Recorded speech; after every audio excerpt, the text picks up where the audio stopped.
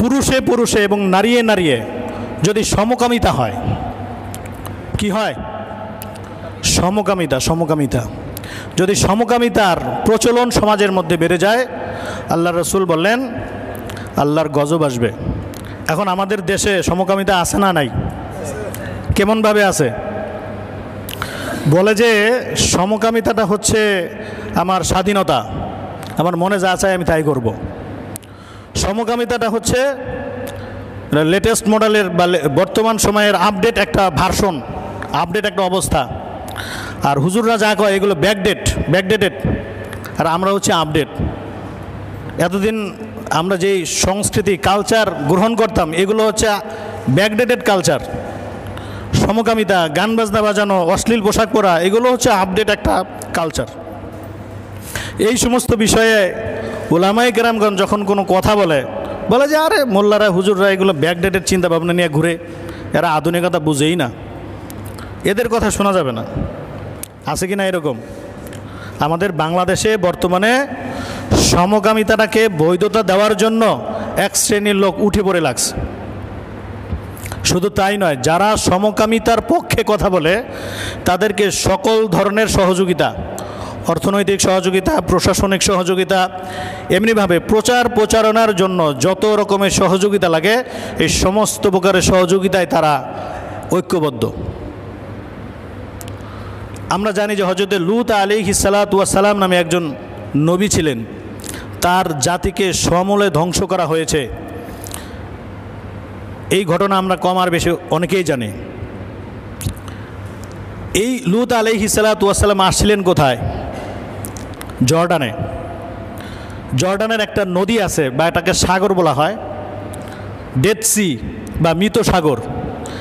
যেই সাগরের পানিতে মানুষ কখনো ডুবে না, সবসময় ভেসে থাকে।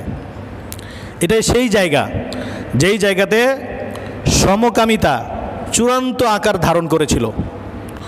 এমনকি আসমান থেকে ফেরেশতা যখন আসছিল লূত আলাইহিস সালাতু ওয়াস সালামের সাথে সাক্ষাৎ করতে, অত্র এলাকার লোকেরা, ফেরেশতা যারা থাকে তাদেরকে তো আল্লাহ সুবহানাহু ওয়া তাআলা একটা সুশ্রী অবয়ব দান করেন।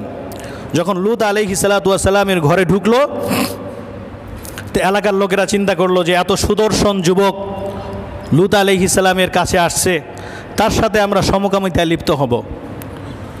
লূত আলাইহিস সালাতু ওয়াস সালামকে বললেন বাহির থেকে, তোমাদের ঘরে যে সুদর্শন দুজন পুরুষ আসছে তাদেরকে আমাদের হাতে সোপর্দ করো।